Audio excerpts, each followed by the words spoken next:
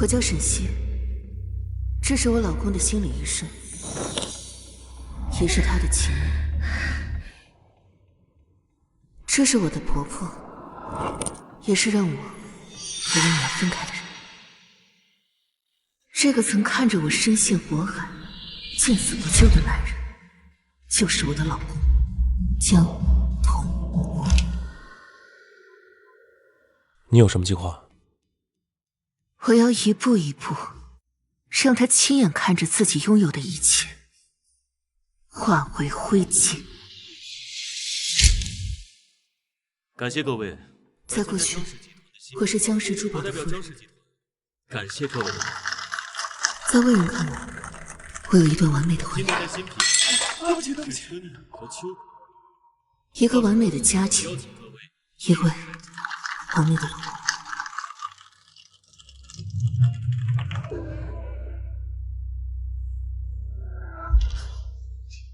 告诉我，他有没有碰你这里啊？捅我，他真的不是故意的。你看你，才离开我一会儿，就把自己弄脏了。好了，现在干净了。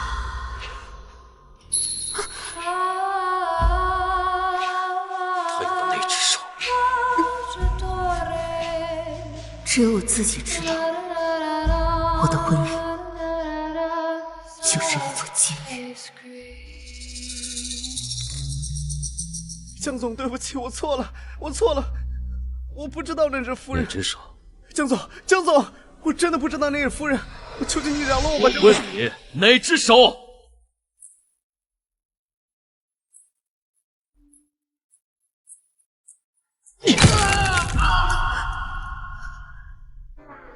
因为我的丈夫不允许我接触拖出去。任何男人。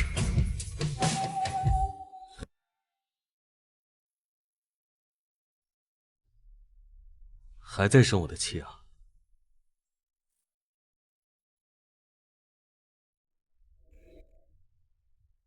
凯特琳的作品，你最欣赏的珠宝设计师？捅我！我想要的不是这些。哦，那你想要的是什么？我就想知道，我对你来说到底算什么？是妻子，还是宠物？我就是很好奇，你跟我在一起不幸福吗？对不起啊，我是不是弄疼你了？我受够了，我受够了，我受够了！西西，你要我怎么做，你就告诉我，我都听你的，好不好？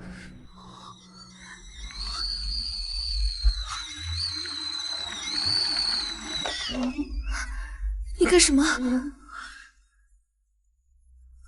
我这样做，你会不会好受一点？你疯了吗？我就知道你是爱我的，你会一直爱我，你会一直爱我，你会一直爱我，对不对？为什么？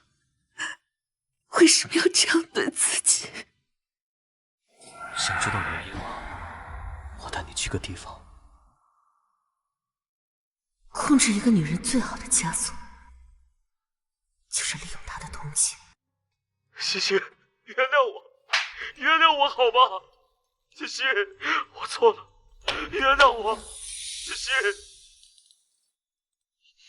半年前，江先生就开始接受心理干预了，很多时候他也控制不了自己的行为。为什么一直没治好？沈小姐，相信我，您丈夫现在这种情况是有原因的。他童年经历的那些创伤，您不是也知道吗？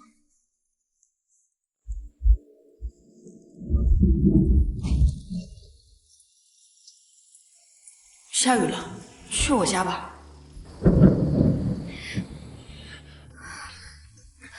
没想到你这么急。快点，等会儿孩子都回来了。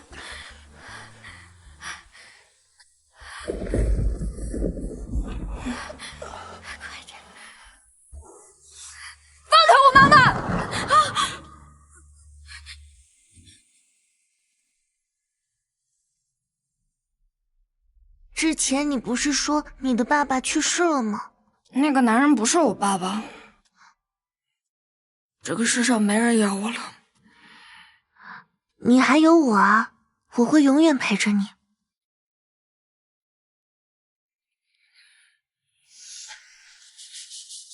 沈小姐，沈小姐，谢谢。你的耳环，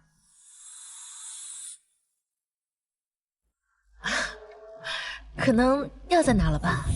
再见，沈小姐。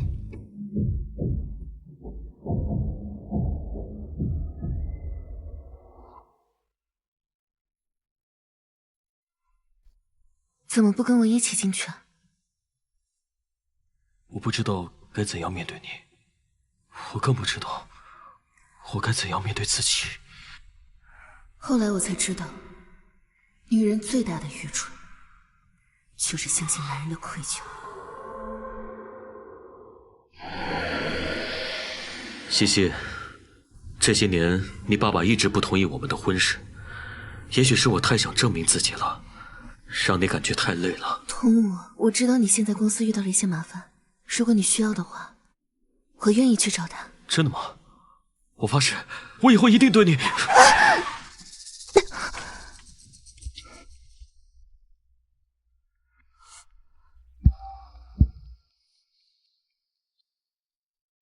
如果一个女人想把爱情当作救赎，她得到的，这就是你所谓的治疗。我可太了解你了，别忘了，我可是心理医生。我自己都不了解我自己，你又能了解我多少？你这种人是男人里面最可怕的那种类型。哪种类型？爱自己超过爱所有一切，就好像你母亲出轨的童年阴影是你故意让沈西看见的吧？你接近沈西的每一步都是你计划好的，对吗？继续说。沈西那个亿万富豪的老爸不允许你们结婚，甚至不惜断绝父女关系。你原以为唾手可得的沈家继承权成了泡影。再继续说。这些年，沈西就像你养在笼子里的金丝雀一样，就连跟我在一起的时候，香水、耳环、衣服，还有鞋子，都要和他一模一样。这一切都不过是为了满足你内心变态的控制欲。我等了20年，整整20年，让沈家老头子一断气，整个沈家都是我的，我再也不用祈求他原谅了。西西，听话，把它给我，这一切我都可以解释，把它给我，我可以当做什么都没有发生。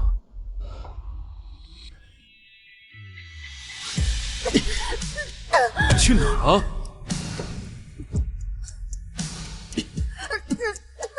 再给你最后一次机会，忘掉今天所有的事情，我还会像以前一样爱你。见了我20年，就这样想让我忘掉？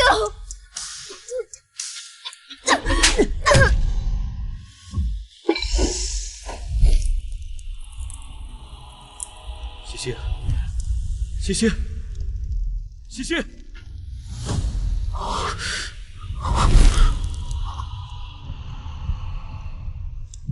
江童，你个混蛋！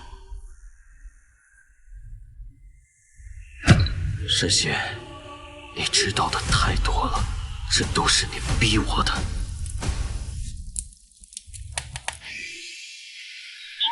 用户暂时无法接通，西西，稍后再拨。你千万不要出事，我马上就到。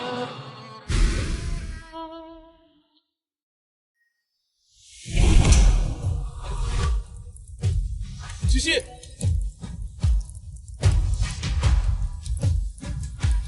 昨晚江家发生大火，据悉本市首富沈青山之女在火中丧生。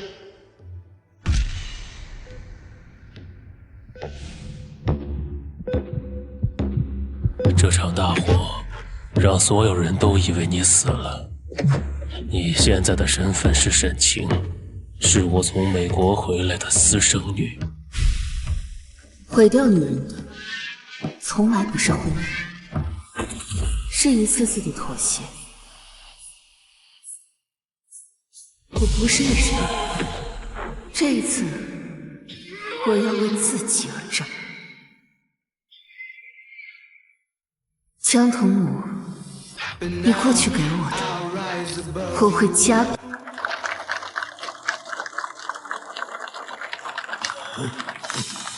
感谢各位的到来。西西已经离开3个月了，今天我出资3000万，以小女的名字成立沈西慈善基金。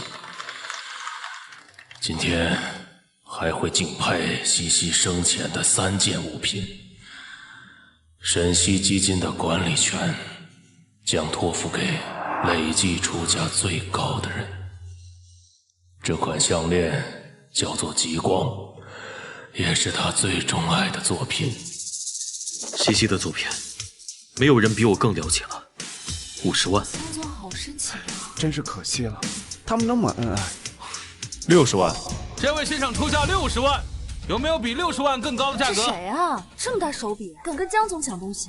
陆总你都不认识，陆氏集团最年轻的继承人，实力不输沈家。70万。这位先生出价70万。没想到还有人这么看重西西的作品，不过我可不会让给你。70万第2次。80万。80万，有没有开价更高的？我也想看看江总对西西的爱意有多深。好啊，100万。100万！既然江总这么有诚意，那我也只好成人之美。100万成交。童武，你对西西的感情果然没让我失望。爸，你放心吧，西西的作品我一定会照看好的。毕竟这也是我能为她做的最后一件事了。西西20岁的时候离开了家，出于对她的想念，我请菲利普·古尔东先生为她画了这幅回家的少女。请各位出价。100万。100万。有没有比100万更高的价格？真要算起来，我认识西西的时间比你还要早。她当初如果没有嫁给你，现在应该还活着吧？好啊，150万。200万。这位先生出价200万。就一定要和我作对是吗？拍卖本来就是价高者得，江总家大业大，不会连这点钱都舍不得出吧？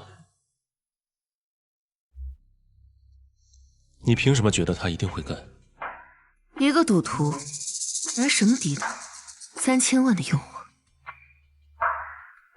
我出250万。250万。既然江总那么有诚意，250万一次，那我也只好做一个君子，成人之美。250万2次，250万，成交。最后是这件婚纱，是我一直为西西准备的。当初西西要和童武在一起，我不同意，他离开了家，一走就是8年。既然是婚纱，那江总肯定是志在必得。我看这里啊，应该也没人敢和他争了吧。300万。哇，300万！300万第1次。300万第2次。300万第3次。1000万！哇，1000万！这是谁啊？1000万啊！没见过他。没见过他。你是谁？用1000万买走一件婚纱？怎么了，江总？难道您觉得您爱妻的婚纱不值这个价吗？要想管理基金会，就得舍得下本钱。这是花旗银行1000万支票，江总敢跟吗？1000万第1次。1000万第2次。西西，你是西西？你说什么？1000万成交。恭喜沈小姐获得慈善基金会的主理权。江先生居然都没有拍到，这个女人到底是谁啊？恭喜你了，得到了这件婚纱，还有基金会的管理权。沈小姐，等一下，沈小姐，给你句忠告，手里东西可要拿好，否则很容易丢。谢谢江总的忠告，我替基金会谢谢你的350万。不管用什么办法，马上给我查出来，他到底是谁？不可能，沈西已经……今天我还要宣布一件重要的事情，关乎到我们沈氏集团未来的命运。西西这些年不在我身边，一直被童武照顾着。现在我正式宣布，童武成为沈氏集团的候选继承人。同时，另外一位候选人就是沈晴。沈晴小姐是沈总的女儿，也是沈西小姐的姐姐，一直留学海外，现在学成回国，专门来参加继承人的候选。什么？为此，沈总专门设置了一次考核，考核的内容是3天后温斯顿的钻石招标项目，中标的人将自动成为继承人。这个沈晴到底是何方神圣？陆总，肖总有事找你。江总今天看起来有点失望。沈小姐果然是有备而来，像，真是太像了。像谁？你妹妹，沈西。江总每次都这么搭讪的吗？宴会就要开始了，好好享受吧，江总。沈小姐出手阔绰，想必是在美国做大生意吧？沈家在海外有些项目不太方便公开，我就是帮家里打点打点。你是沈西的姐姐，那我怎么没听她提起过？确实，我很少回来。沈小姐在美国哪座城市生活？怎么，江总准备去美国找我？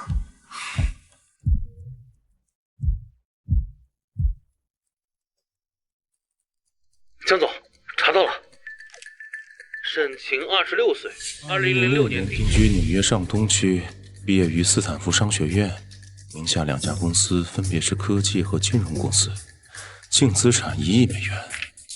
这份资料准备得很全面吗？不，要让这个人彻底相信，这些还远远不够。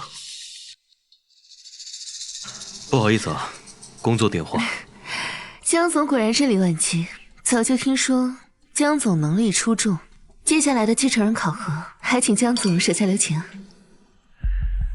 沈小姐的能力我是自愧不如，刚刚的拍卖会我不就输了吗？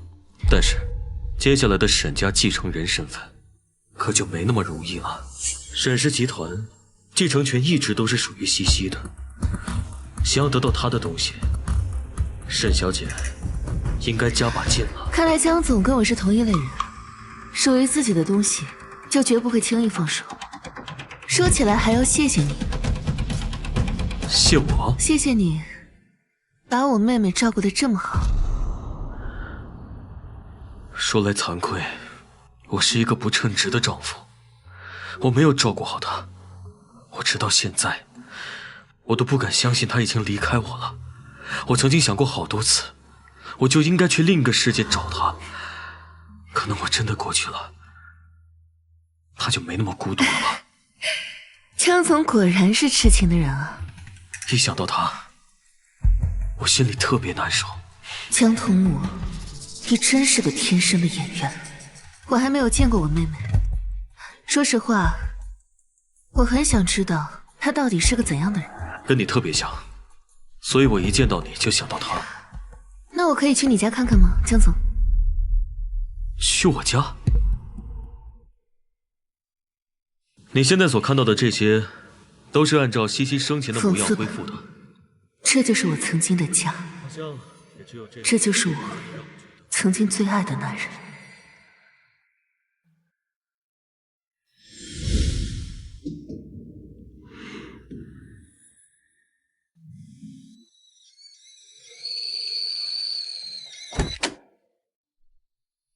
西西生前所有的东西都收拾好了，你确定要带走吗？对。可不可以留一件给我？这样我想他的时候，至少还能有个念想。好啊，不如让我来给你挑一件。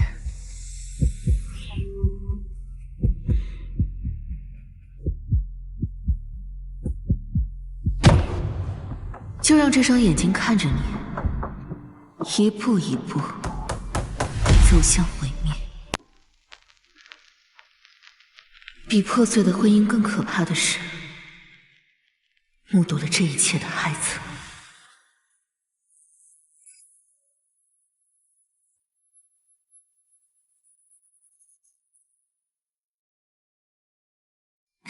四四，你拉的太好听了，跟妈妈抱一下。总算拉得有点像样了，这些年我的心血没白费。妈，这样四四是不是有点太辛苦了？现在这点辛苦算得了什么？重要的是将来，做妈妈的目光一定要长远。可是他也才6岁啊。当初要不是你和你爸断绝关系，放弃了沈氏集团的继承权，他原本可以过另外一种生活。当时所有人都反对我跟童武在一起，我这么做又是为了谁？你是想让我们愧疚吗？这么些年，你又为这个家做了什么？不是的，少说2句。这是什么？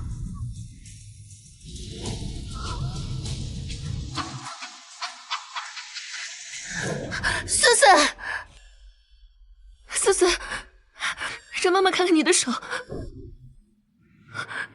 四四，对不起，四四，是妈妈没保护好你，四四。蓝蓝的天空，银河里有只小白船，船上有棵桂花树，白兔在摇弯。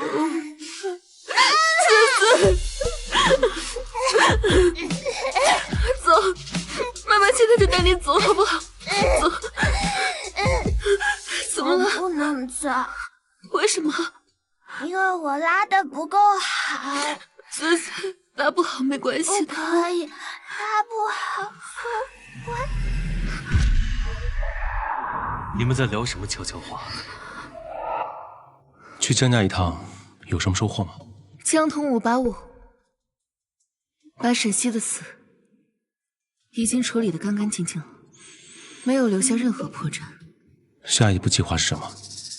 江童武在基金会上吃的亏，只会激起他更强的胜负欲。那我们就一步一步请君入瓮。下一步就从他开始。苏医生的手镯好漂亮，在哪买的？啊，谢谢，一个朋友送的。哦，这个世界上真的有长得这么像的人吗？你是说，来了一个和沈西一模一样的姐姐，要跟你争夺沈氏集团的继承权？本来以为沈西这么一走，沈氏集团早晚都是我的，现在看来，好像根本没那么容易。他为什么要主动来到我这里？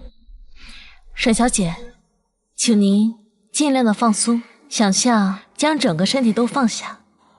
现在，您可以慢慢说。苏医生，其实我在美国生活的时候有男朋友，回来后我又爱上了另外一个男人。您继续说。你说，出轨的人会有负罪感吗？或多或少。也许我就不该回来，这样就不会爱上不该爱的人。本来爱情就无所谓什么先来后到，沈小姐不必太过纠结。可那个人同时还是我的竞争对手。对手？那个人正在跟我争夺家族继承权啊！那个人是江童武。怎么了，苏医生？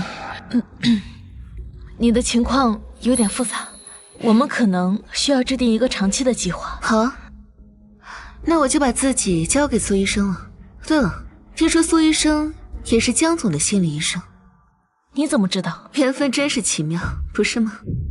今天真是谢谢你了。顺便说一下，你的那款手镯是劳伦·哈维尔设计的最新款手镯，2颗祖母绿宝石13克拉，绿松石镶嵌着钻石，寓意重生，售价高达3万美元。只可惜你手上那个是假的。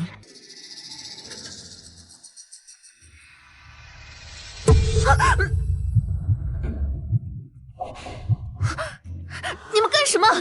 放开我！不就是想要钱吗？我给你们。少啰嗦，我们问什么你就答什么。你要是不老实，就别怪我们不客气。沈氏集团的大小姐，我要1个亿的赎金，不过分吧？1个亿，这么大数目，会惊动整个京海所有银行。要是闹得满城风雨，到时候拿得到我的钱，你们花得掉吗？不如这样，我给你们1000万现金，我可以当做什么事都没发生过。1000万，沈青山沈总的女儿，江童武江总的老婆，少了点吧？江童武，为了搞清楚我的身份，居然想出这样的办法。那你们绑错人了，我不是沈西，那是我的妹妹。什么姐姐妹妹？你明明就是沈西。再问你一遍，你到底是不是沈西？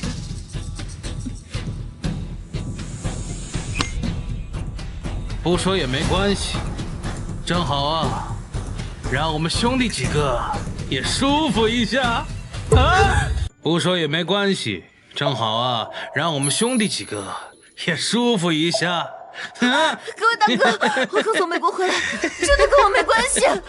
沈先生哪招惹你们？我可以给你们钱，求你们放了我！沈小姐。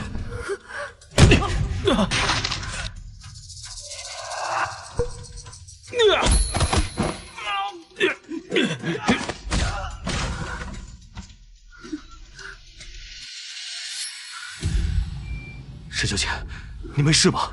他们没把你怎么样吧？江总，你没事吧？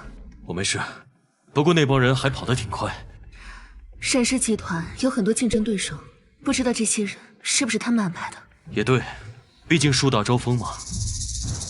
沈氏集团在京海有很多人掩护，不过……什么？我刚才调查了那辆车，是属于陆家旗下的。陆家？陆宇轩？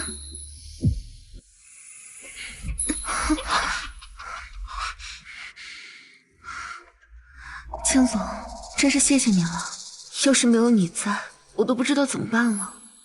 你的伤……可能只有我这么傻吧。明知道是竞争对手，可我还是忍不住，哪怕是有生命危险。阿晴，我以后可以直接叫你的名字吗？江总。阿晴，马上就要竞标了，不要因为我帮过你就可以手软，我们之间还是应该公平竞争才对。江总，你是我妹妹最亲的人，按理说她的东西应该由你来守护，可是沈氏集团也有我的一份，别忘了我是她姐姐。不过你放心，我一定会竭尽全力。游戏就应该这样玩才对。你去哪里了？我送你吧，要不？不用了，我已经叫了沈家的人来了。我要去找一趟陆宇轩，让他给我个解释。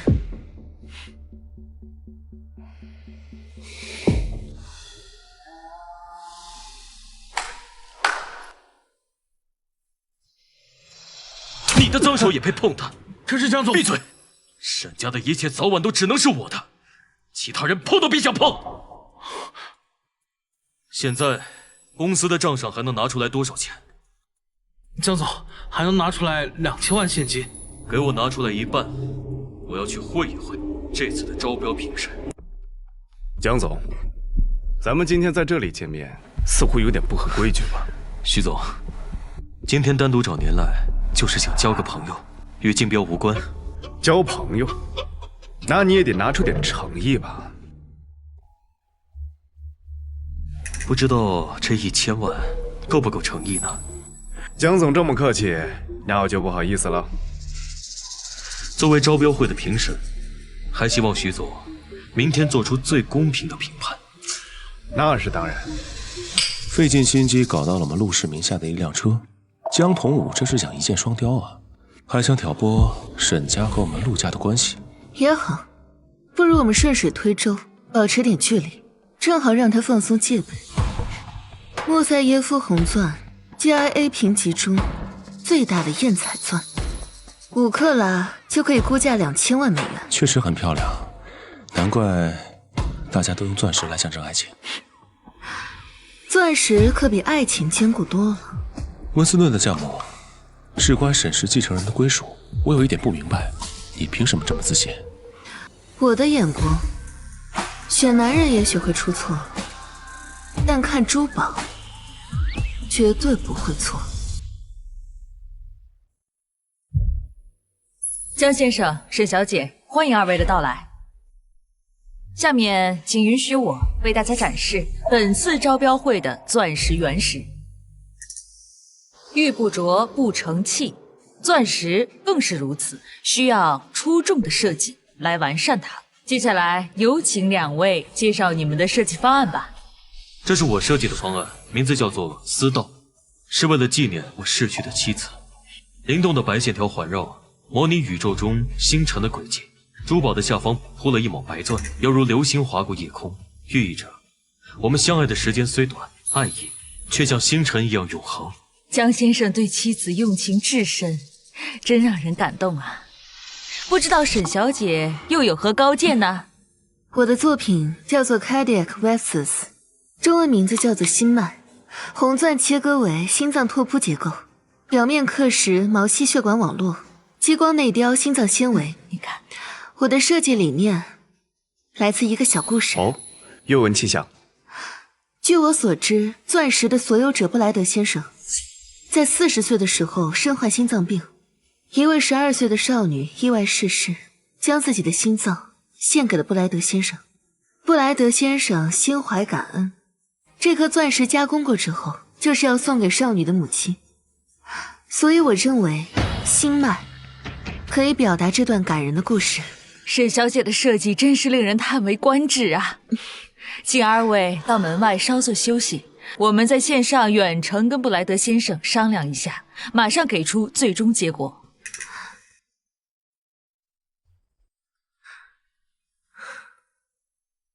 徐总，你今天必须给我一个合理的解释。徐总，你今天必须给我一个合理的解释。江总，什么事儿这么大的火气啊？小姐，慢慢讲。你今天为什么不是评审？我也不想啊。这次招标出于公平保密，设置了4位评委，临招标前才抽取其中2位。我这不没被抽中吗？那我那1000万……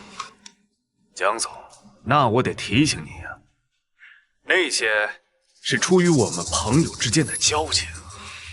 那天我们的谈话我可都录音了。如果反贿赂组的朋友听到了这段录音，那……徐总，你可真够义气。过奖了，很高兴能认识江总这么大方的朋友。江总，再见。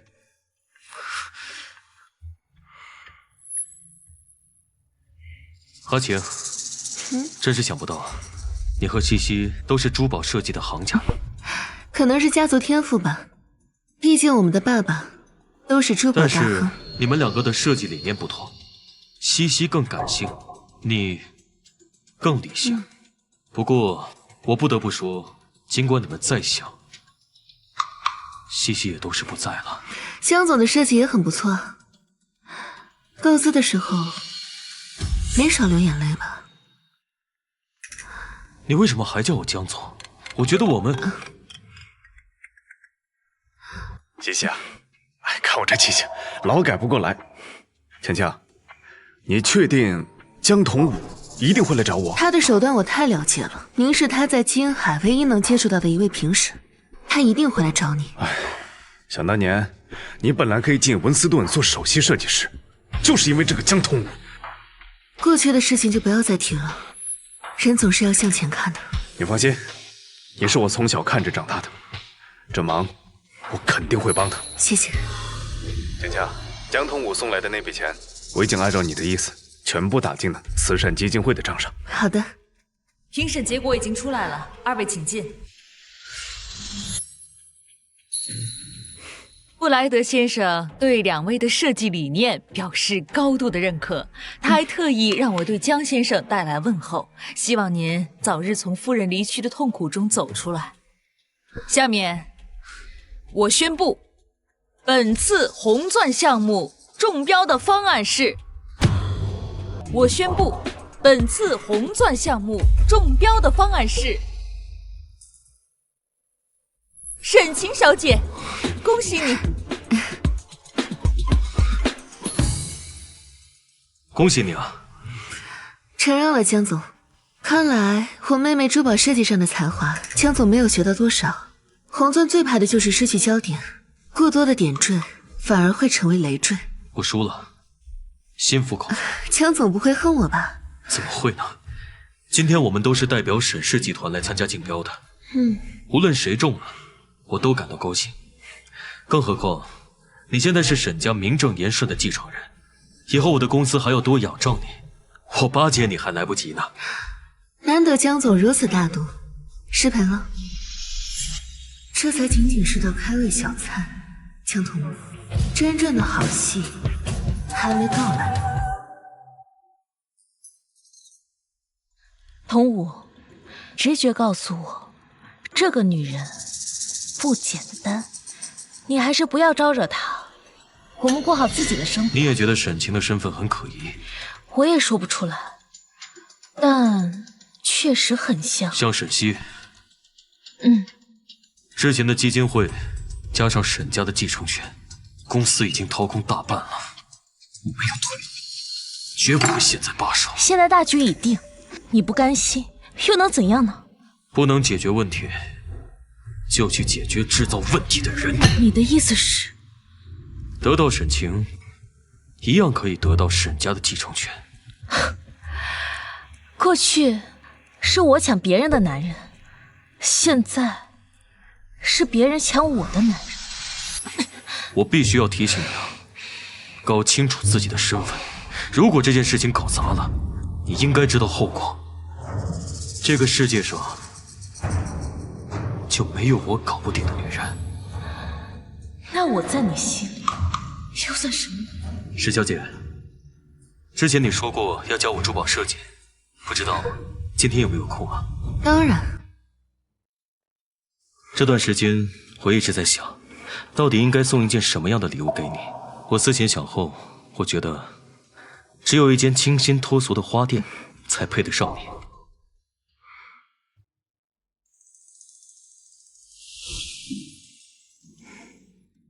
西西，对不起啊，我知道我现在说什么都没有用。之前你做珠宝设计师的时候，你就跟我说过，很多灵感都来自于鲜花。你说的话我都记得，所以我早就准备好了这家花店，本来打算等你生日的时候再送给你。别再白费力气了，我们放过彼此吧。你说吧，到底要怎样才能原谅我？我们离婚吧。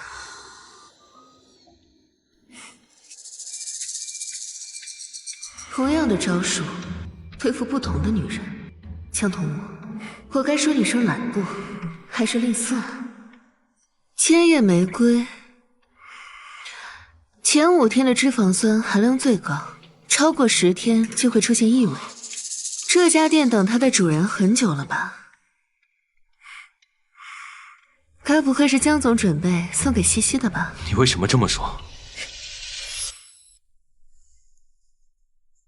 献给最爱的西西。江总不愧是做生意的高手，懂得回收利用，绝不浪费。你说的没错，这确实是原本送给西西的，可是我还没有来得及送给她，她就……整整10年婚姻，我一直都生活在谎言中，接下来也该让你试试这种滋味了。真羡慕妹妹，有个这么爱她的人，这世界真不公平。听起来你好像并不喜欢他。谁会喜欢一个生下来就注定分走你一半的人？关于西西，其实我有件事情要告诉你。西西她怎么了？她在出事的前1周就出轨了，出轨了一个年轻的服务生。服务生？听起来很可笑吧？这就是她的一贯作风。她喜欢新鲜感，喜欢自由。真可笑，为了讨好我，居然给自己戴了顶绿帽子。既然你喜欢演，那我就陪你好好玩玩。真是继承了他妈妈的一贯作风。当年就是他妈妈上演了一出小三上位的好戏，逼得我和我妈被赶出沈家。这就是我在美国生活的真实原因。那我怎么没听他说起过？他怎么会跟你说这些？沈西肯定想不到，一场大火让这一切又回到了原本主人的手里。阿晴，原来我们都是那个被伤害过的人。上钩了。阿晴，我必须要为今天的冒昧道歉。没事的，同我。你叫我同我？怎么不习惯？不是你之前说我们之间的称呼太疏远了吗？习惯，当然习惯。阿晴，我以后想有更多的机会照顾你。你刚接手公司，琐事比较多。照顾？什么身份啊？你这是在对我表白吗？如果我说是呢？怎么？你想把我当我妹妹的替代品？当然不是。从她出轨的那一刻开始，我就已经死心了。是你的出现，让我再一次对爱燃起了希望。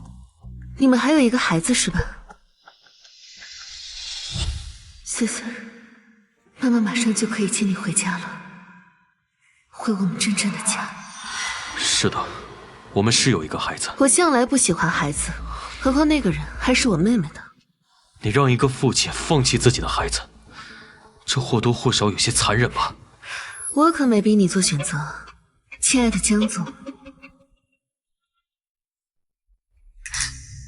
一直听童武说起，沈小姐现在可是京海市炙手可热的大红人儿，今天可算是把你给盼来了。您太客气了，江妈妈。沈小姐这么漂亮贵气，我真是不敢相信，跟我们家那个短命鬼真的是姐妹吗？你鬼鬼祟祟的干什么？大方一点儿，过来叫人。妈妈，小朋友，你认错了，我不是你妈妈。她可不是你那个短命鬼妈妈，要叫阿姨。妈妈不是短命鬼。她当然是那个短命鬼了，她已经不在了，你就别惦记她了。阿姨，你知道我妈妈去哪儿了吗？她真的不会回来了吗？我不知道你妈妈去哪儿了，她不会回来。你这个小扫把星，赶紧走，别惹人烦。走。这边请。小孩子不懂事，别跟他生气了。最见不得小孩子哭了。放心吧，我会安排好他的去处的。我有点累了，先送我回去吧。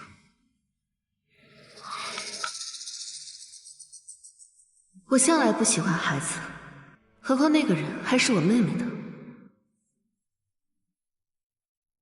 订一张去澳洲的机票，明天就送他走。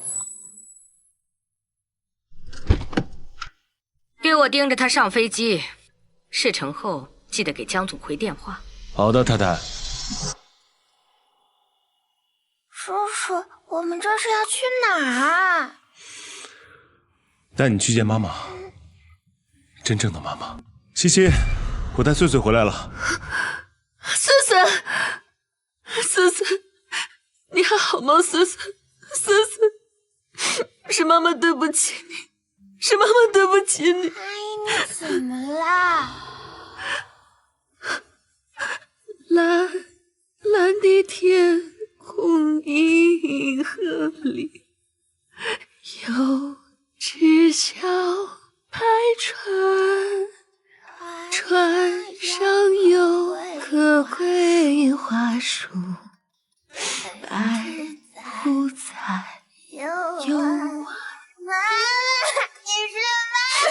我好想你，能不能不要再离开我了？以后没有人会再欺负你了，好不好？谁要是再欺负你，妈妈绝对不放过他。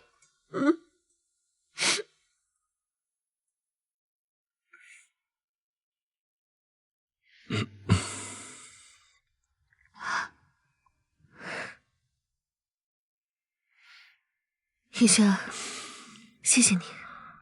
他现在估计正在查航班吧？我要让他也尝尝掉进陷阱里的滋味。下一步计划是什么？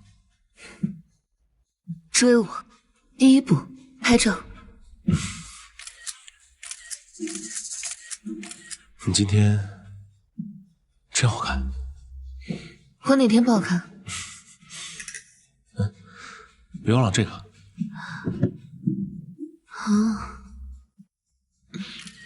当一个男人的嫉妒被点燃的时候，他往往会做出一些不明智的事情。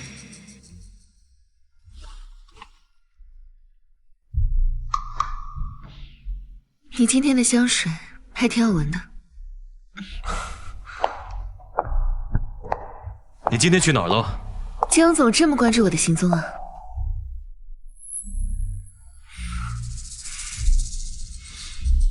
是香奈儿蔚蓝的味道，哪个男人的？是陆宇轩。既然江总已经猜到了，何必又再问我呢？你明明知道他上次那次是个意外，我已经调查清楚了。那辆车虽然在陆氏集团名下，但已经挂失很久了。阿晴，我就是怕你被有些人给骗了。江总，我想我有必要提醒你一下，你现在好像还没有什么立场关心我吧？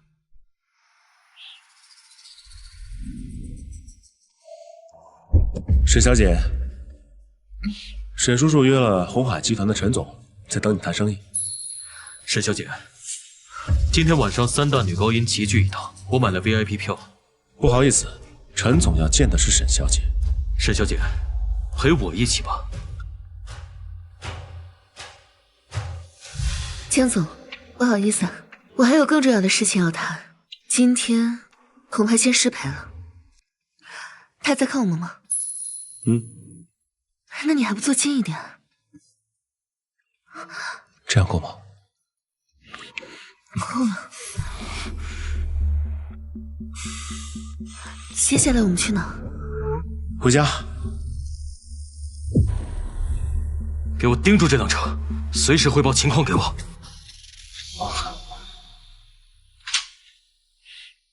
陆叔叔，翠翠怎么还没睡啊？叔叔不讲故事，我睡不着。现在有了陆叔叔，都不理妈妈了。我看时间有点晚了，要不你今天先在这休息啊？别误会，是翠翠。太好了，陆叔叔不用走了。陆叔叔，我要听那本。爱丽丝拥有一头闪亮的金色长发，如同太阳的光辉一样。海洋里的动物都喜欢她，最后美人鱼和王子幸福的生活在一起。陆叔叔和妈妈一样吗？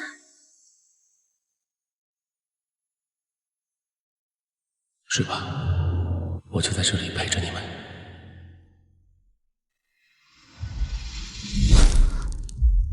沈西，你知道的太多了，这都是你逼我的。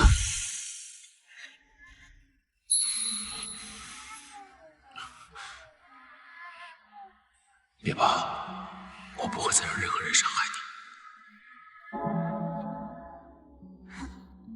谢谢你每天陪我上下学，这是我特地排队给你买的小蛋糕，生日快乐！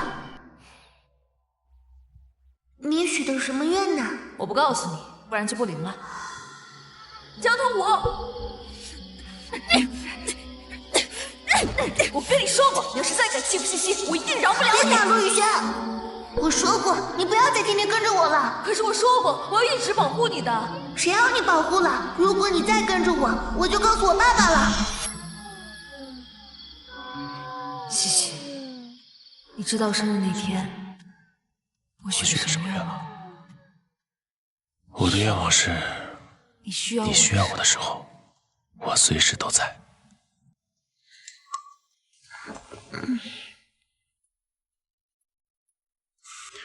随便做了一点，不知道合不合你们口味。好好吃！我以后每天都要露出蔬菜。好啊，那我每天都给你做。他们最后回沈家了。好，我知道了。男人啊，得不到的永远在骚动，是不是都对得不到的东西感兴趣啊？什么意思？你到底是为了沈家的钱，还是喜欢上沈晴了？你觉得呢？我看你就是爱上那个贱。给我闭嘴！你打我！江童武，你这个白眼狼，你以为我不知道吗？假的，还是假的，都是假的。敢不敢问问你这颗心，到底是不是真的？我是什么很贱的人吗？你要这样对我？你当时怎么跟我说的？你这个混蛋！你是不是就没有真的爱过我？假的？你知不知道假的有一天也会变成真的？等我拿到沈家的钱，你想要什么我不能给你啊？你怎么就是不明白这个道理呢？我们等了这么多年，就差这一个机会了。可是什么呀？你知道公司现在什么状况吗？如果拿不到沈家的钱，你我都上不了台面，都见不了光。那你和沈晴……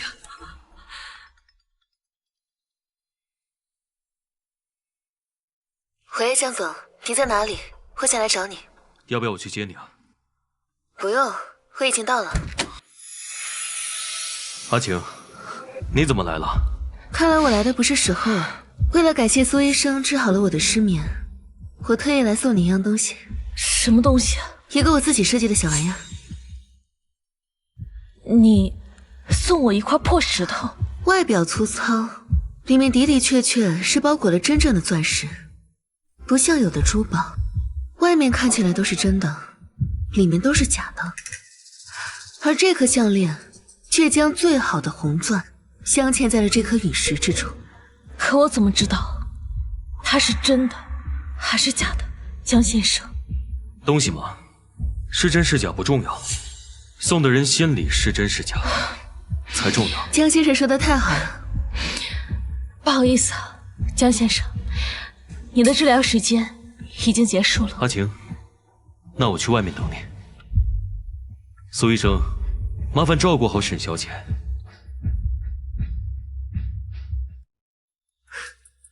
我说过我们很快会再见面。你到底想怎么样？我这次来是有一件事情，想要苏医生给我一个答案。什么事情？这不是我的。我没说这是你的，这是在我妹妹那里发现的。以苏医生的专业能力，不妨推测一下，为什么一个人在临死前会紧紧攥着一指耳环？我只是个心理医生，这个问题你应该去问警察。我还在我妹妹那里发现了很多东西，比如说一张内存卡，里面的声音跟苏医生很像。不可能，童武当时早就处理干净了，他不可能知道。这就是个巧合吧？我还想问问苏医生，你和江童武在外面的那些传闻到底是不是真的？我妹妹知不知道你和江童武的那些事情？他的死到底是怎么回事？我不知道你在说什么。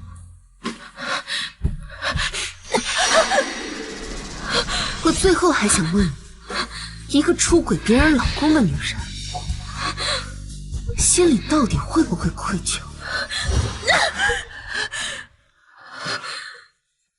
阿晴，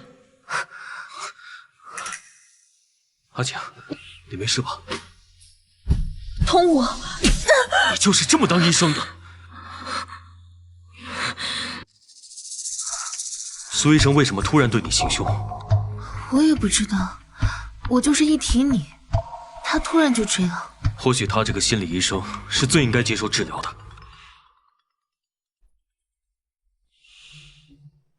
放心吧，我以后再也不会跟他联系了。你怎么在这儿？我为什么不能在这儿？你来这又有何贵干？江童武呢？我没义务回答你的问题。做小三不可耻吗？是啊，不可耻吗？你有什么资格问我这个问题？当然是以江童武未婚妻的身份。你还对江童武抱有幻想呢？什么幻想？童武说过，他最爱的人是我，他答应我说会永远爱我。你真的信他？假的就是假的，终究成不了真的。其实你心里早就有答案了吧？我不需要知道这些，从你第一次来，我就知道你要对付童武，你能骗得了他，骗不了我。信不信我现在就告诉他？好啊，你告诉他，看他接不接你电话。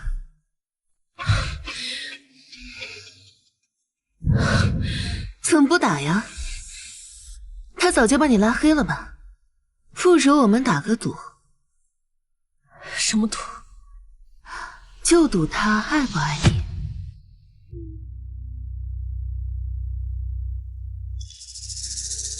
如果你愿意，我们可以离开这个地方，重新开始。童武，明天上午10点，我在老地方等你。天真，瑶瑶，这是我送给你的第一件礼物。虽然它不值什么钱，但等以后我有钱了，我一定送你一场盛大的婚礼。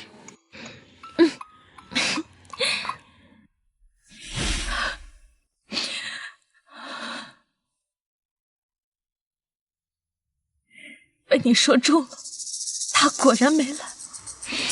难过吗？也没有想象中那么难过，早有预料。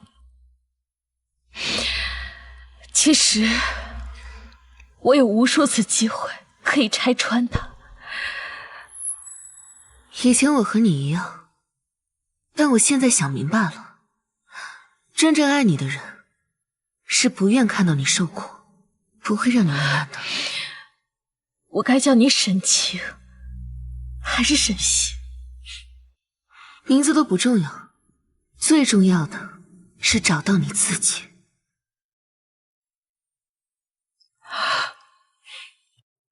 这次叫你们回来，是因为这段时间外面有些风言风语。继承人沈清与江氏集团总裁江童武出入频繁，关系密切，而江童武是沈清的前妹夫，这段关系，给我放出消息，我要让整个京海都知道，我江童武正在和沈家大小姐交往。我知道这是一场豪赌，但是不入虎穴，焉得虎子。想借这些绯闻和舆论来逼宫吗？爸，就不要听信这些无良记者乱写，都怪我这段时间没有跟阿晴保持好距离。闭嘴！我给你3天的时间，让这些东西彻底消失。好的，爸爸。可是什么？我对阿晴是真心的。西西去世才不到3个月，你口口声声说爱她，你就是这么爱她的？我确实是对不起西西，但是通过这段时间我和阿晴的交往，我发现我对阿晴是真心的。爸，给我个机会吧，我会照顾好她的。够了，以后再也不许提这件事儿。还有你，以后不许再和她见面了。爸，难道你不听我的话？可是我相信童武，他会照顾好我。这件事儿如果被坐实，你们有没有想过沈家的脸面？沈家的脸面比你女儿的幸福还重要吗？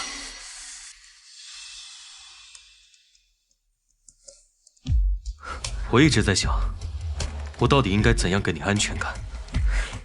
所以你现在想到了？就像我刚刚说的，我觉得你应该重新考虑我们之间的关系。说实话，我也不知道为什么，我总觉得我们之间的距离很疏远，就好像猎人和猎物之间的距离。那你是猎人还是猎物？这都不重要，重要的是，我第一次在拍卖会上见到你，就期待着以后的每一天都能见到你。比对沈西还要爱吗？我发誓，比对沈西还要爱。那我可要好好看看你表现了。我们可以正式谈恋爱，但要先说好，第一，我们只谈恋爱，不谈生意。沈家是沈家，江家是江家。第二，我爸爸的时间不多了，我要在他离开之前，让他见证我圆满的婚姻。我不会让你失望的。那就证明给我看了。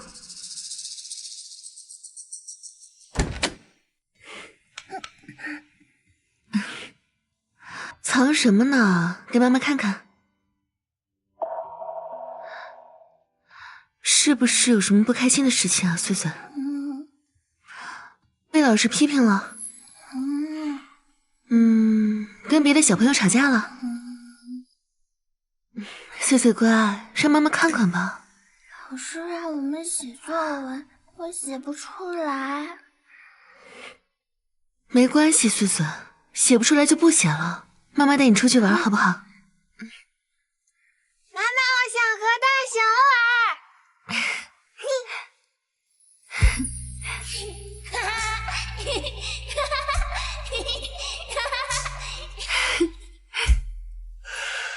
哎呀，陆叔叔，穗穗可以答应陆叔叔一件事吗？什么事呀？把陆叔叔写进你的作文里好吗？陆叔叔，爸爸。穗穗自己去玩一会儿。谢谢啊。谢什么？穗穗这么可爱，能给她当爸爸，我很开心。你不怕我吃醋吗？什么？你和江童武假装交往啊？我们陆总不是这么小心眼的人吧？放心吧，不管你做什么，我和沈叔叔都会全力支持你的。从那些假新闻开始发酵的时候，你就已经想好怎么顺水推舟了，是吗？是的。下一个是谁？也该让林月娥尝尝自己酿的苦酒了。女人或多或少都有些爱好，她的最爱就是红酒。人总是对自己越了解的东西越自信，越自信反而越容易犯错。沈小姐，我说今天怎么心情这么好？原来是沈小姐大驾光临。林阿姨好。童武呢？没跟您一块儿过来吗？童武在忙工作，我们家现在和童武的公司有一些业务合作。那真是太好了呀！他呀一直念叨着能给你们家出力。你也知道，之前因为那个短命的因为你妹妹的关系，沈家跟我们一直没有来往。不过现在有沈小姐在，童武总算是能大展拳脚了。童武又努力又优秀，我很放心他，相信我爸很快也会对童武改观的。不知为什么，每次跟沈小姐聊天，都会觉得特别特别的投缘。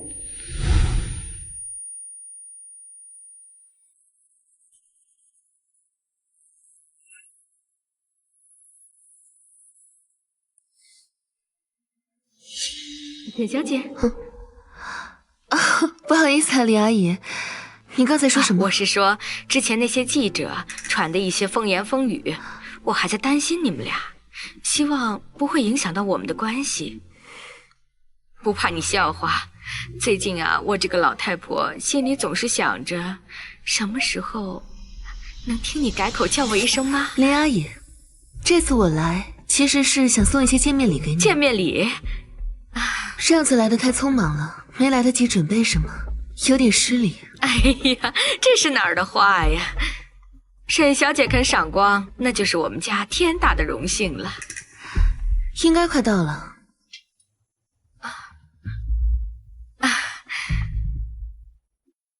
你好，请问你找谁？江太太吗？我找沈小姐。这位是玫瑰庄园的主理人向太太。您就是那位打理了大半个金海市红酒生意的向太太。哎呀，真是久仰大名啊！来来来，坐坐坐坐。您过奖了，我们这点小生意，在沈小姐面前那是小打小闹，上不得台面。向太太谦虚了。林阿姨，知道你喜欢喝红酒，我特意托向太太给您带了一些还不错的珍藏酒。哎呀，多不好意思呀！你也太客气了。哎呦，这可是康帝特级园90年的酒，市场价值超过5万美金。哎呀，沈小姐有心了。这可算是我们酒庄的镇馆之宝。哎呀，沈小姐破费了。林阿姨喜欢就好。这一次除了来送酒，上次跟您提的那个事情，不知道您考虑的怎么样了？向太太，我这刚刚接管沈氏集团，实在是抽不开身。况且，我也不太了解红酒业。沈小姐，容我多嘴问一句，是什么生意啊？最近欧洲又出了2个酒窖，看成色、看年份都相当的不错。我们酒庄打算直接把它盘下来。但是压力有点大，所以看沈小姐这边愿不愿意投资啊？这得多少钱啊？我们估摸着500万美金，但是等到金海出手一卖，我们就能净赚1000万。啊，二位先聊一下，我去趟洗手间。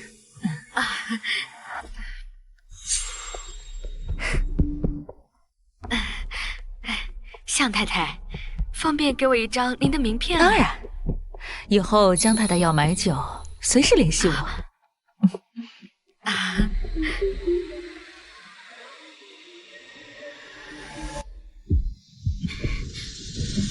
喂，是向太太吗？哎，是江太太吗？向太太的耳朵太厉害了。哎呀，整个金海谁不知道您是沈小姐未来的婆婆？我怎敢忘呀？向太太，您说笑了，那我就不绕弯子了。请讲。之前您说的那个项目，我很感兴趣，不知道江太太是想参与吗？您都开口了，我肯定欢迎啊。那太好了。但是什么？酒庄对这个项目很重视，要不然我就不会去找沈小姐了。合作伙伴是有资金入股要求的。这个可以理解。要多少钱？200万美金。什么时候到账？明天下午3点之前。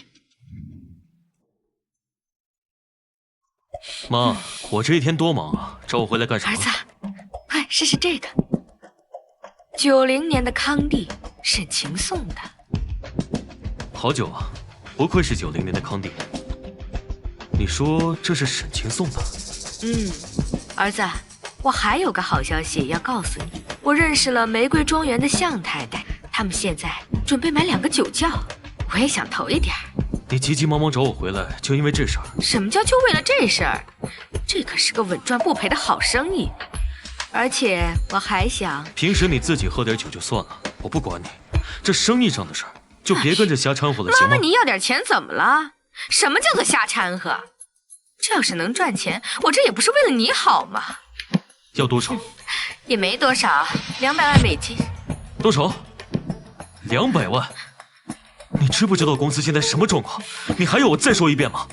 我现在刚搭上沈晴的关系，随时都有可能用钱，这乱七八糟的事就别跟着瞎掺和了。捅我！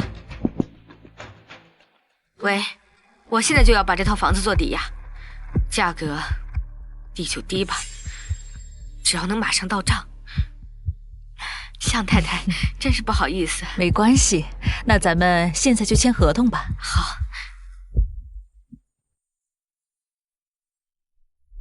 给。合作愉快。合作愉快。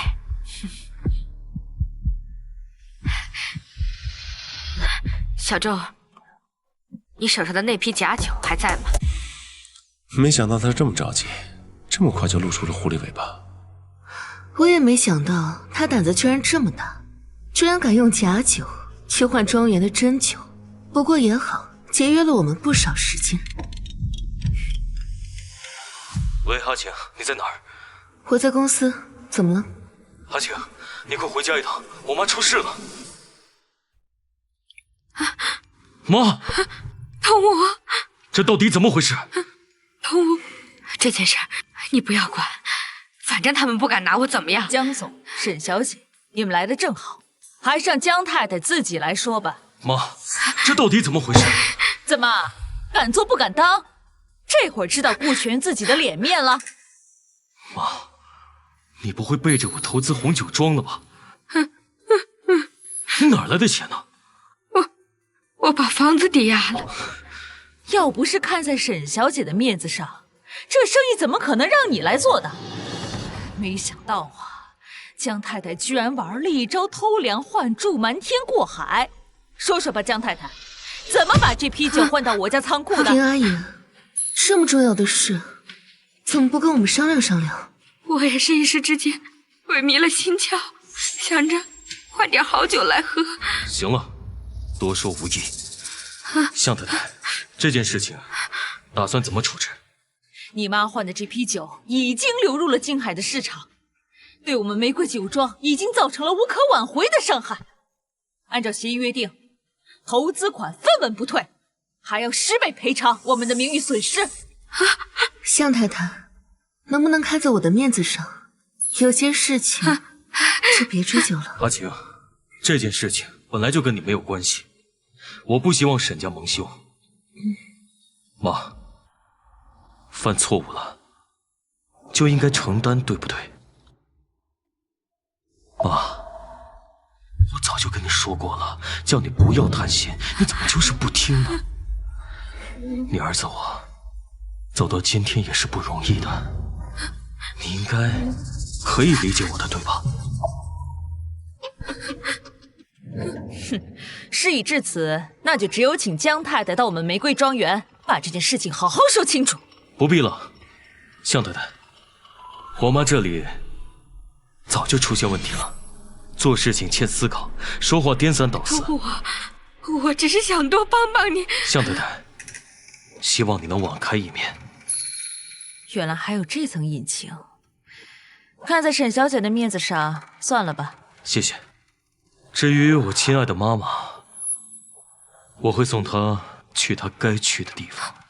不管你是谁，任何妨碍我成功的人都应该被清除。妈，这是整个京海最大的疗养院，你就安心待在这儿吧，对你的精神病一定有好处。我没病，我不要待在这儿。你不会对我这么狠心的，对不对？妈，我当然知道你没病，疼我，但是你拖我后腿了。你放心吧，住院证明和手续我会帮你办好的。疼我，不要啊，不要啊！我想起来了，我突然都想起来了，30年前，你爸爸就是这样抛下我们，他觉得我们是他的负担。那个时候，我带着你，我们2个住过桥洞，睡过公园长椅。那时候你还那么小，那么小的一只啊！别跟我提那个男的，让我觉得恶心。你不要走！我知道了，我知道沈清是谁了，他是沈西，他肯定是沈西，他回来了，你可要小心呐！看来你是真的疯了。疼我！你被骗了，你被他骗了呀！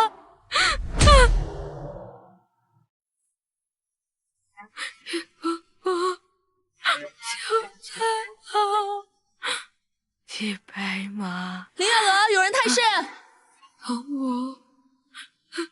汤姆来接我了。是你？没想到吧，我们竟然会在这里见面。沈西，好久不见，我早该认出你的。妈，好久不见。你就不怕我把你的真实身份告诉他们？你应该比我更了解你的儿子。现在的你，对他来说是个累赘。你的话，他还会信吗？所以，这一切都是你设计的。你是专门过来找我们报仇的，对不对？我的目标是江童武。至于你，我只是想让你明白我的感受。什么感受？当初你和江童武不让我见穗穗，不让我和穗穗生活在一起，母子分离的感受。会有人来给你送红酒的。想儿子的时候，多喝一点。西西，沈小姐，当初是我不好，我那么对你和穗穗，是我的不对。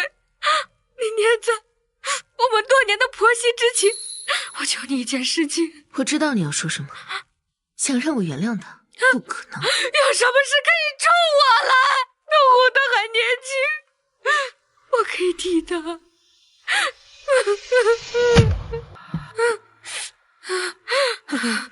西西，你听我说，我知道当我那么对你是他的不对，但是这是有原因的，这一切都是他爸造成的。他爸努力了一辈子，却还只是个普通人，所以他把所有的希望都寄托在了童武的身上。从小被他又打又骂，还会当着童武的面打我。童武这个性格是跟他，所以呢？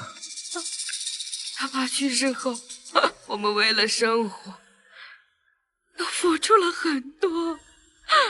童武很懂事，小小年纪就知道该怎么过得更好，他就认识了你。当初我也曾天真的相信过他。我求求你，你放过他吧。每个施暴者都有施暴的原因，但这并不能成为受害人原谅他的理由。谢谢。我最后叫你一次妈。妈，你走到今天这一步，被自己的儿子亲手送进来，你就没有想过，就是因为你不断的原谅、不断的妥协、不断纵容造成的。现在还想让我放过他，他现在已经是一个魔鬼。你本来可以救你自己的，也可以救他，可惜你没有。但是我跟你不一样。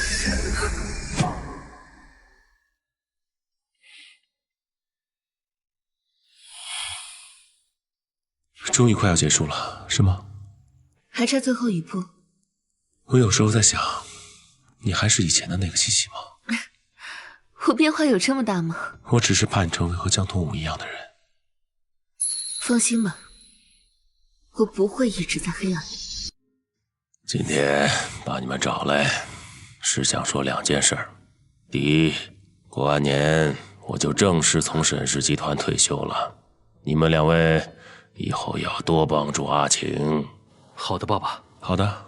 第二，做生意我可以，但婚姻我很失败。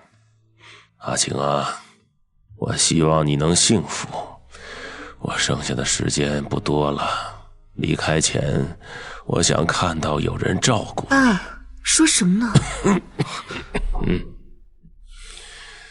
后天晚上有一个饭局，商会里的那帮老狐狸一定要给我办一个退饮酒。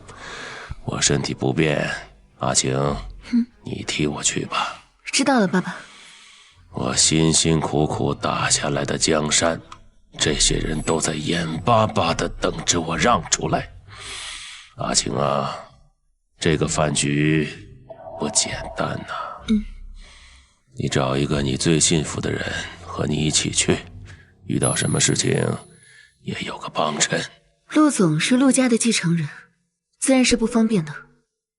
童武是我们沈家的人，林英陪我一起去。听好了，我们沈家的事情轮不到你陆家插手，陆总还是知难而退吧，免得让外人怀疑你另有所图。沈陆2家本是世交，关系自然比一个外姓人来的牢靠。沈家有用得到我的地方，我陆宇轩义不容辞。让我想想吧。晴晴，红姐，我都想死你了，你怎么还这么年轻漂亮？我都不好意思认你。哎呀，你这乖丫头，那小嘴儿抹了蜜似的，一转眼都成大姑娘了。这位是？红姐好，我叫江童武，是沈清搭档。小江也是一表人才啊，这年轻呀就是好。来坐。阿晴啊，给你介绍一下，这位是你胖叔，也是沈氏最大的合作伙伴。你胖叔呀是做国际物流的，他手底下10几个港口要是停下来，整个国际贸易经济都得停摆几10年呢。老沈做了一辈子生意，打下了京海大半个商业帝国，到头来却让个女娃子接班。小沈啊，不要怪我说话直，生意是男人的事，女孩子就应该在家带带孩子，做做饭。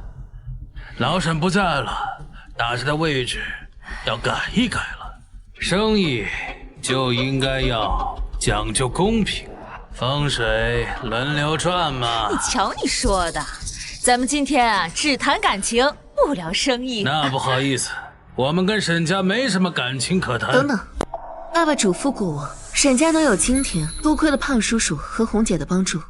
以后我还有向二位多学习呢。学习就免了，我们很忙的。你呀，早点找个人嫁了，不要在里面瞎掺和了。沈家的事儿，让沈青山自己来跟我们谈。我看你是长辈，敬你3分。刚见面就这样刁难，你几个意思？他谁呀？他是我未婚夫，以后也会接管沈家生意。哦，商场无情面，如果你要执意和沈家作对，我们奉陪到底。哎呀，阿晴，你误会你胖叔的意思了。今天知道你要来呀，大伙儿特意给你准备了1000万的见面礼。你说你胖叔有没有诚意啊？哎呦，快坐下。少跟他们废话。如果不是沈青山刁难我们弟兄，这么大一个新脉项目，沈青山想要一口独吞，未免也太霸道了吧。是呀，阿晴，你说这老爷子到底是什么想法呀？新脉的事情，爸爸还在考虑中。沈青山的胆子什么时候变这么小了？这个项目投60亿，至少能赚100亿。你们沈家不做，还不让我们去做，天底下哪有这样的道理？我奉劝各位，在沈家没做决定之前，不要轻举妄动。沈家的规矩，你们懂的。那就是没得谈了。这1000万，就当是给沈先生做的一个了结，以后我们两不相欠。既然各位已经做好决定，我会向爸爸转达的。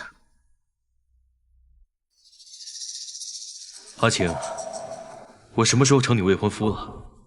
怎么，不愿意啊？当然愿意了，你没在骗我吧？这个给你。这是给我的？感谢你刚才替我出头啊。1000万就这么给他，他要是真拿了怎么办？你不了解他。阿晴，那你就真太不了解我了，这些都不是我想要的。那你想要什么？你凭什么觉得他不会拿？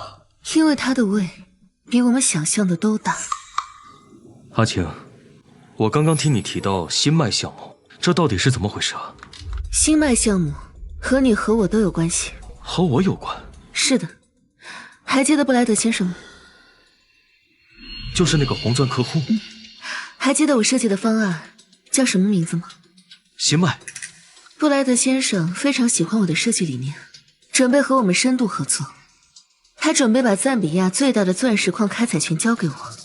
这个项目保守估计60个亿。这么好的项目，沈家为什么不肯做？赌石和开矿是一个逻辑，有可能一夜暴富，也有可能万劫不复。我刚接手沈家，不能犯错。关乎到沈家的命脉，确实应该谨慎一点。60亿的项目，如果拿下的话，我就不用再看任何人脸色了。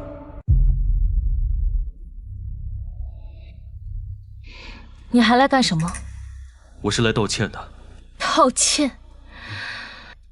已经不需要了。老婆，我想你了。老婆。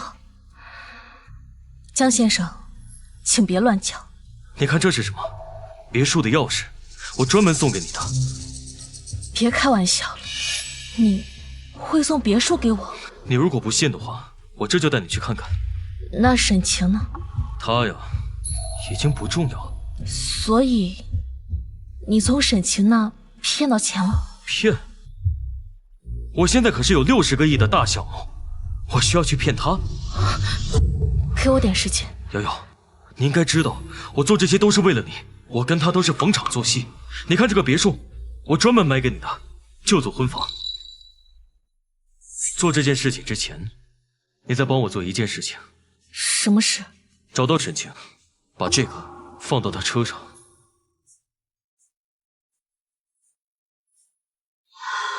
设计这样的局，花了沈小姐不少心思吧？这是什么？窃听器。江童武让我放在你车里。他说最近在做一个大项目，你应该知道我在说什么。为什么要帮我？别误会，我只是在帮我自己。感谢你，让我认清了这个混蛋的真面目。接下来该怎么做，你应该比我更清楚。谢谢。对女人而言，迟来的救赎永远好过执迷的绝望。沈小姐，沈家家大业大，新卖项目当然可以不用在乎，但是我们几个还是要靠这个项目吃饭的。既然你们都已经决定自己做了，还来找我干什么呀？实话跟你说吧，我们已经见过克莱德先生了。哦，是吗？阿晴啊，这克莱德先生是点名要你加入，说是为了感谢你上次的设计。这你不加入，那就是不开口啊。不好意思啊，各位，以我对珠宝行业的了解，综合评估后，这个项目风险太大了。爸爸不愿意让你们参加，也是怕大家吃亏啊。这样，你出2亿，剩下的我们出，你占30%。阿晴啊，要不这样，你呢就在克莱德先生那边做个背书，其余所有的风险我们自己承担。你就当是帮帮叔叔嘛。对不起，不要给脸不要脸。你是不是以为你不在，我们就做不成？你们沈家在京海的势力再大，也抵不住我们所有家族一起抵制。做不做，你自己看着办。的确，有钱大家一起赚嘛。不如这样吧，给我们阿晴一点时间，让他再考虑一下。童武，你之前是怕项目有风险，现在风险完全可以接受，我觉得可以考虑。哎，阿晴啊，你的魄力可不如你爸爸，这机会可是不等人的。不好意思，各位，我会再考虑一下，先失陪了。江总，今天什么意思啊？阿晴，我就是不明白了，今天这么好的机会，你为什么要拒绝呢？跟你说过了，我刚接手公司，做事要求稳，不能犯错。赚钱嘛，就是应该冒险才对。这不是赚不赚钱的问题，万一这个项目真的有问题呢？就算这个项目真的有问题，他们就不会跟他们在商场摸爬滚打这么多年，难道他们都会看走眼？我必须要提醒你一点，人最容易死在摊子上。阿晴，这是你和你父亲唯一能看得起我的机会，这件事情我跟定了。没有我你拿什么梗？所以我要你跟我一起啊，所有事情都交给我，你都不用管。江童武，你想的太简单了。开个价吧。对不起，没兴趣。这个项目我们陆家是势在必行，只要你愿意配合，我可以给你50%的利润。其实我不是没考虑你的条件，没办法，这是爸爸的意思。我这个位置徒有虚名，只是沈青山向来自以为是。当初把我和我妈赶出沈家，现在又说把沈氏集团交给我，还不是他一手遮天啊？克莱德先生喜欢的是你，跟他江童武有什么关系？阿晴，你告诉我，你是不是要和江童武一起做？你怎么看出来的？我到底输在哪里了？你以为江童武是真的喜欢你？他看中的是你家的钱。你别忘了，你妹妹是怎么死的？我自己的事情，用不着别人管。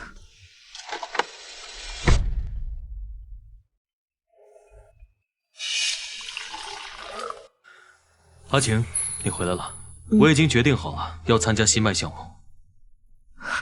童武，你真的想好了吗？当然了，你能在沈家立威，我也能证明自己。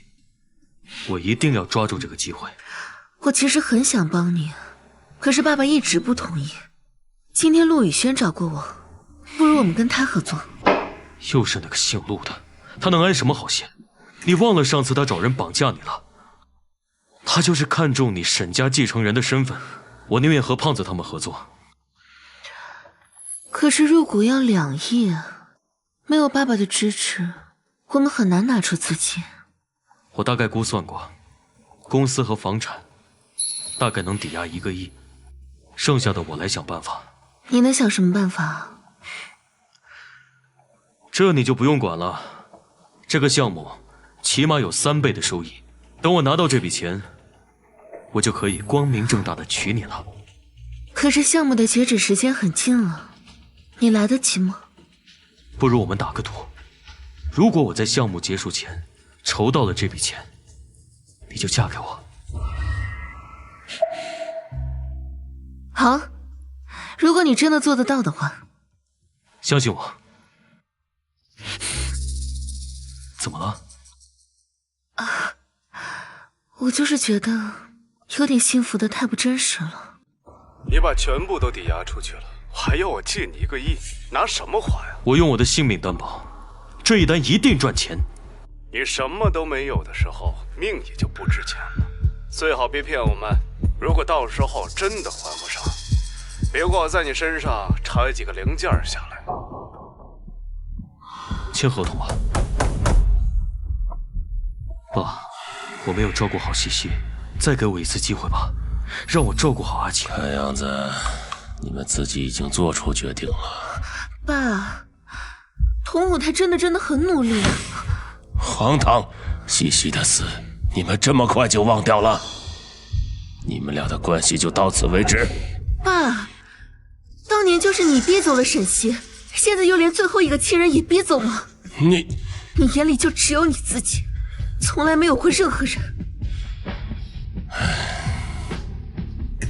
童武，你过来。爸，我听说你去做新麦项目了。是，爸，你放心吧，这个项目我一定做好。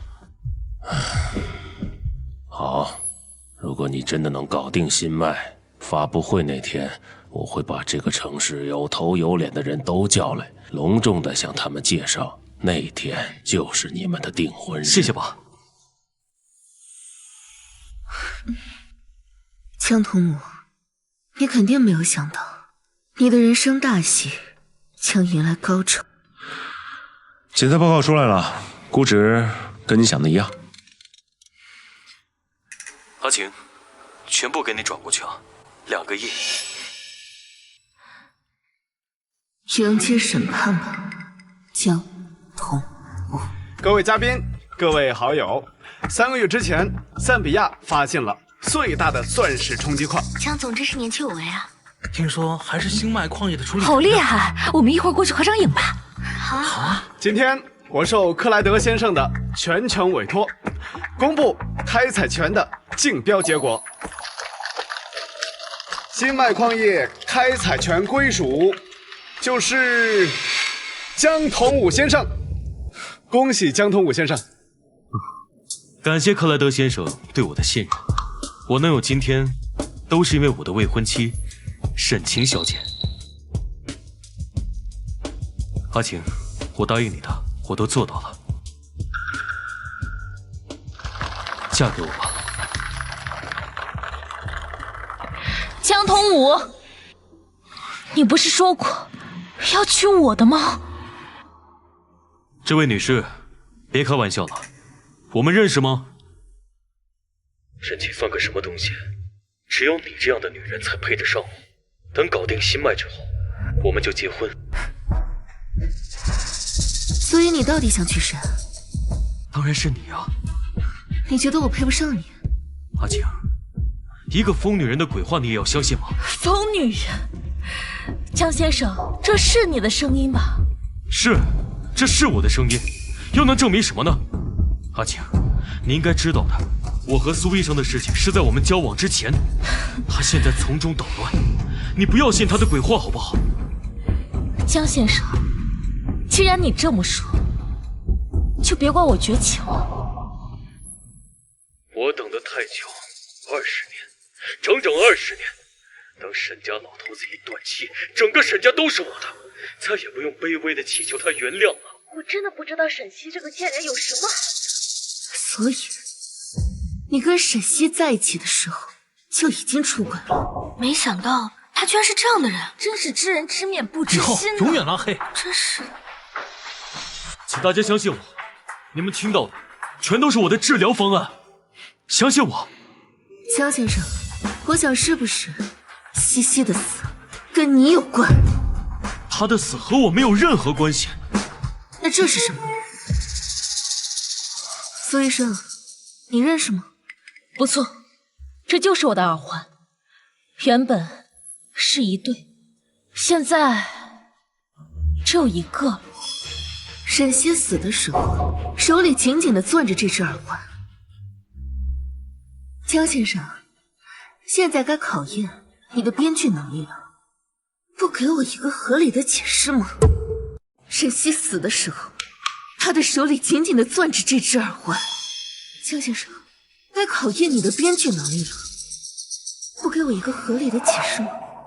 对，就算是在他手上，又能怎么样？又能证明什么呢？所以我合理的怀疑，是西西撞破了你和苏医生的奸情，是你烧死了西西。你有什么证据？你不过就是瞎编的而已。阿晴，今天过后，我就会处理掉这个女人，我们就当什么都没发生，好吗？江童母，请你正面回答我，你是不是烧死了西西？阿晴，这个世界上谁都可以不相信我，但唯独你不行，因为你是我这个世界上唯一爱的人。好啊，原来你们两个早就勾搭在一起了，对不对？没用的，如果能证明我烧死了沈西，警察早就找到我了。还有一个人可以证明。谁？沈西。好啊，那就让那个死人来证明。如果我告诉你他还活着，以你的智商，应该早就猜到了。我记得以前你最不喜欢我出门，也不喜欢让我跟别的男人说话，不让我见家人，甚至不让我见我的女儿。原来你……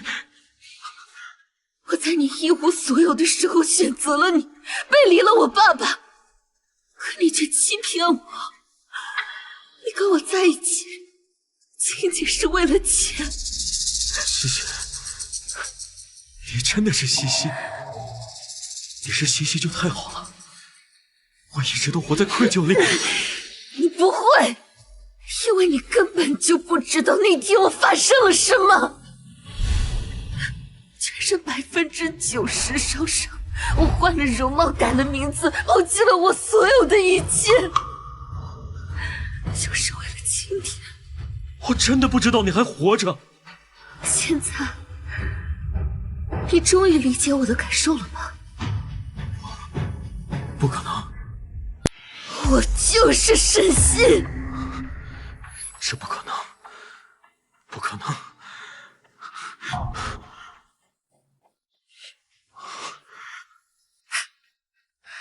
拍卖会上，我对你表现出很大的兴趣，是局，因为我知道你一定会对沈家继承人的身份感兴趣。和你在一起之后，我常常和他表现得很亲密，是局，因为我就喜欢看你愤怒，但为了沈家财产不得不忍气吞声的样子。苏月瑶离开你是局，我就想测试你一下，像你这样的人，到底会不会真正的爱别人。你母亲被抓是局，我就想知道面对你母亲的时候，你还有没有一点人性？我妈这里早就出现问题了。妈，你是可以理解我的对吧？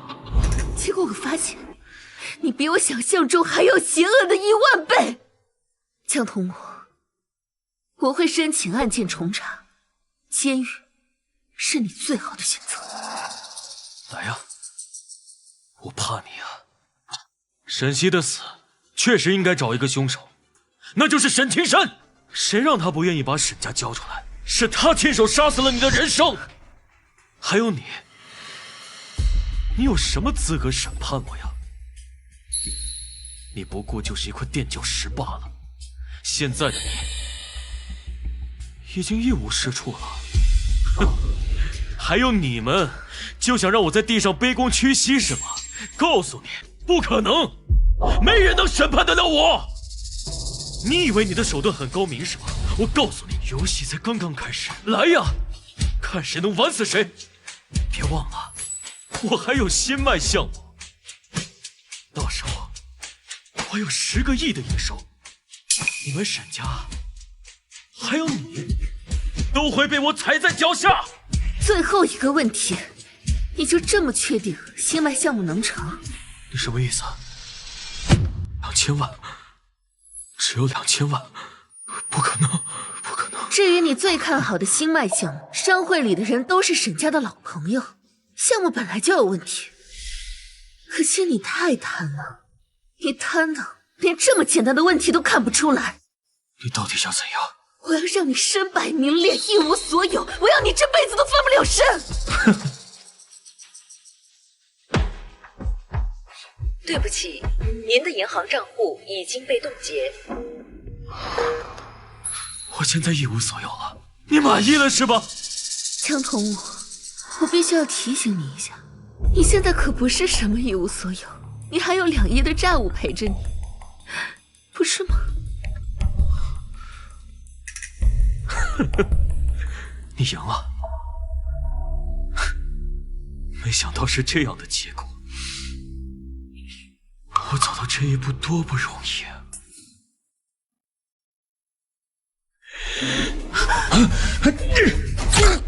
雨轩，雨轩，我真的不甘心。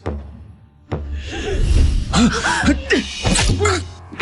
轩，雨轩。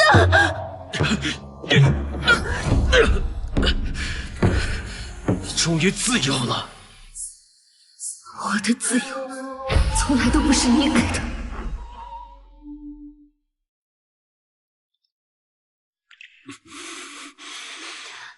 你醒了？我睡了多久？你已经昏迷了2天了。你没事吧？他没伤着你吧？那就好。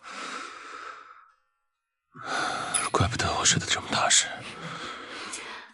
谢谢你。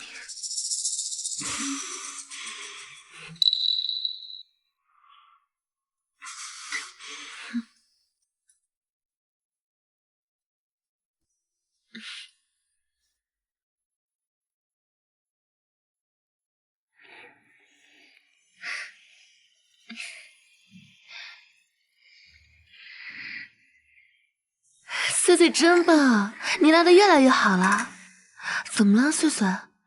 我长大以后不想结婚。穗穗，这个世界上虽然坏人很多，好人也多啊。就像我们这把琴弦掌握在演奏者自己手里，对不对？就像男生一样。比如说爸爸那样，还有陆叔叔那样。真聪明。下面有请我们互助会的创办者和主理人苏月瑶女士。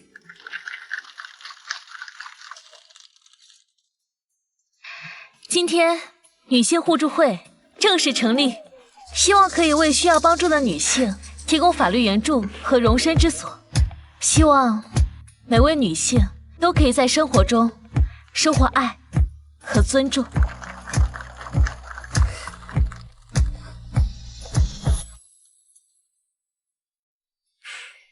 所有钱都用进去了？当然了。什么时候想开的？或许是受了你的影响，或许是我自己的遭遇，发现我们女人在受到伤害的时候，真的不能坐以待毙。接下来呢，我就希望能把基金会运营好，能够帮到更多人。那下次我要再碰到这种事就找你了。近日，法院对江童武故意杀人未遂案作出判决，最终被判处有期徒刑13年。等很久了吧？记得你说过，看男人的眼光可能会错，但看珠宝永远不会。相信我，一定不会让你看错，我会给你幸福。我的幸福干嘛要你来给？